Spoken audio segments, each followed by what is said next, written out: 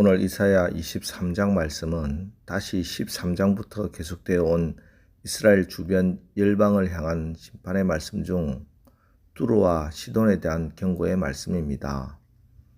오늘 본문에 나오는 두로와 시돈은 지중해 연안에 위치한 고대 베니게라는 나라의 도시입니다. 베니게는 국토는 작았지만 해안 도시 두로와 시돈을 중심으로 주변의 여러 나라들과 무역함으로써 부를 축적하고 있었습니다. 그러니까 이들에게 있어서 가장 중요한 것은 무역입니다.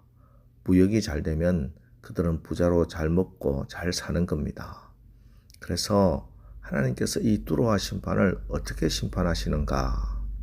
1절 두로에 관한 경고라. 다시스의 배들아 너희는 슬피 부르짖을지어다. 두로가 황무하여 집이 없고 들어갈 곳도 없으며 이 소식이 기띔 땅에서부터 그들에게 전파되었음이라. 두로와 무역을 하고 있던 도시 가운데 유명한 도시가 다시스입니다. 다시스 어디서 들어봤죠? 요나가 하나님께서 니느웨로 가라고 했을 때 니느웨로 가지 않고 요빠에서 배를 타고 도망하려고 했던 곳이 다시스입니다. 이 다시스는 지금 스페인에 있는 도시인데 다시스의 배들이 무역을 하기 위해서 두로로 오다가 기띔이라는 곳에서 충격적인 소식을 듣게 됩니다.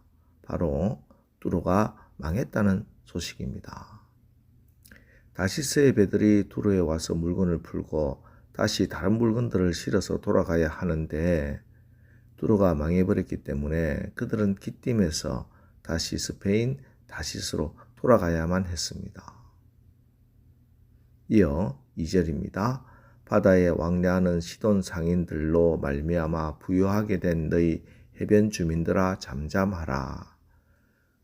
이제 여기 시돈이라는 도시가 나옵니다. 시돈은 두로에서 약 40km 정도 떨어져 있는 도시인데 이 둘은 공동 운명체였습니다. 이 두 도시가 서로 물건을 왕래하면서 무역의 중심지로 역할을 했는데 두로가 무너지니까 이제 시돈도 거래선이 없어지고 자연히 시돈 사람들도 역시 똑같은 타격을 받을 수밖에 없게 된 겁니다. 그럼 이들이 왜 이렇게 망하게 되었는가? 3절 시월의 곡식 곧 나일의 주수를 큰 물로 수송하여 들였으니 일국의 시장이 되었도다. 이들은 원래 시월에서 나는 곡식을 가져다가 그 곡식을 팔아서 부자가 된 도시들입니다. 여기 시월은 이집트 나일강 주변에 있는 도시였습니다. 그래서 나일강 연안에서 나는 곡식들이 다 이곳 시월로 집결하고 시월에서 나는 곡식을 두로와 시돈으로 가지고 와 그 곡식을 배에 실어서 지중해 연안 도시들로 저기 스페인까지 팔아서 부자가 된 겁니다. 그런데 4절에 보니까 시돈이여 너는 부끄러워할지어다. 대저 바다 곧 바다의 요새가 말하기를 나는 상고를 겪지 못하였으며 출산하지 못하였으며 청년들을 양육하지도 못하였으며 처녀들을 생육하지도 못하였다 하였음이라. 여기 시돈이 부끄러워하고 상고를 겪지 못하고 출산하지 못하였다는 이 말은 그들이 배를 띄우지 못했다는 뜻입니다. 시돈에 곡식이 공급되지 않았기 때문입니다. 그들의 젖줄인 이집트가 어떤 이유에서인지 두로와 시돈에 곡식을 공급하지 못했고 당연히 무역선을 띄우지 못하게 되고 결국은 두로와 시돈이 파산하게 된다 하는 그 말입니다. 원래 이들은 해상무역으로 부를 축적했고 부자가 되었는데 하나님이 그들을 심판하셨는데 이렇게 그들이 무역을 하지 못하게 하심으로 심판하신다 하는 것입니다. 자, 그럼 왜 이런 일이 벌어졌는가? 9절 만군의 여호와께서 그것을 정하신 것이라. 모든 누리던 영화를 욕되게 하시며 세상의 모든 교만하던 자가 멸시를 받게 하려 하심이라. 결국 두로와 시돈이 망하게 된 것도 그들의 교만 때문이다 이렇게 말씀합니다. 그럼 그들이 왜 이렇게 교만했을까요? 두로와 시돈이 교만하게 된 이유는 돈 때문이었습니다.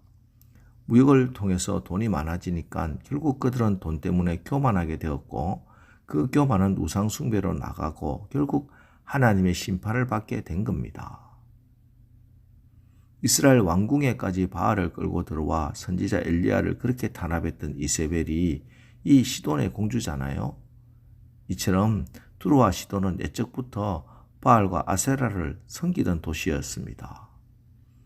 넘쳐나는 돈으로 말미암아 그들은 음란을 일삼았고 그 돈으로 바알 우상을 섬겼던 자들이었습니다. 그러다가 결국 그들이 자랑하던 무역이 심판을 받게 되는 운명을 겪게 된 것입니다. 여러분, 오늘 우리가 자랑하는 것이 무엇입니까? 그것이 무엇이든 간에 그것도 다 하나님이 우리에게 주신 겁니다. 그것 가지고 교만하면 안 됩니다.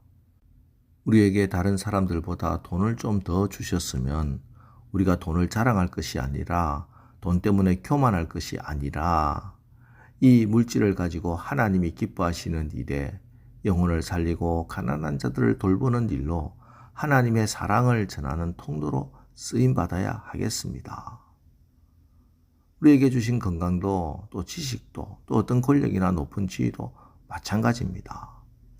이것이 나의 자랑거리가 되고 교만이 되는 순간 이것들이 축복이 아니라 하나님의 심판의 원인이 된다 하는 사실을 오늘 새벽 말씀을 통해서 깨닫게 되기를 원합니다. 사실 오늘 말씀을 잘 보면 우리 하나님이 이 이방 도시 두로와 시돈조차 얼마나 사랑하고 계신지 알 수 있습니다. 두로와 시돈이 물질이 풍성해서 하나님을 떠났다면 하나님은 그 물질을 날리심으로 말미암아 하나님 앞에 다시 돌아오도록 하는 것이 그들의 영혼을 볼 때 유익하지 않겠습니까? 그래서 하나님은 그들의 물질을 심판하는 겁니다. 사실 지금 이사야가 두로와 시돈에 예언한 이 시기는 아수르 왕 사르곤 때인 약 BC 701년에 주신 말씀인데요. 그런데 이 예언이 이루어진 시기는 그로부터 약 116년 후인 BC 585년 바벨론 공격 때 이루어집니다. 그러니까 오늘 이 말씀 주신 것은 그때 가서 그 비참함 앞에서 후회하며 이를 갈지 말고 지금 이 말씀이 주어졌을 때 지금이라도 애통한 심정을 가지고 하나님께 돌아오라는 것입니다. 그러면은 이 무서운 심판으로부터 사함을 받게 된다는 말씀입니다. 오늘 특별히 우리가 가지고 있는 물질에 대한 바른 신앙과 물질관을 가지기를 원합니다. 우리가 자랑하는 것, 우리가 자랑스럽게 여기는 물질이 하나님의 마음을 거슬리게 하는 교만이 된다면 하나님은 그것을 과감하게 씨를 말리시고 심판하실 겁니다.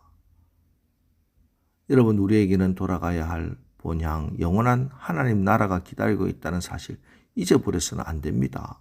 저 천국을 사모하는 마음을 잃어버리면 큰일 납니다. 성경은 분명히 말씀하고 있습니다. 고린도후서 5장 1절 만일 땅에 있는 우리의 장막집이 무너지면 하나님께서 지으신 집 곧 손으로 지은 것이 아니요 하늘에 있는 영원한 집이 우리에게 있는 줄 아나니. 길어야 100년도 못 누리는 이 땅에서의 부유함 때문에 영원한 하나님 나라의 부유함을 잃어버리는 어리석은 자가 되어서는 안 됩니다. 이 땅에서 하나님 나라 보화 창고에 쌓아야 하겠습니다. 두로와 시돈이 그들이 받았던 물질의 복을 가지고 하나님을 영화롭게 하였다면 하나님은 그들을 더 축복하셨을 것입니다.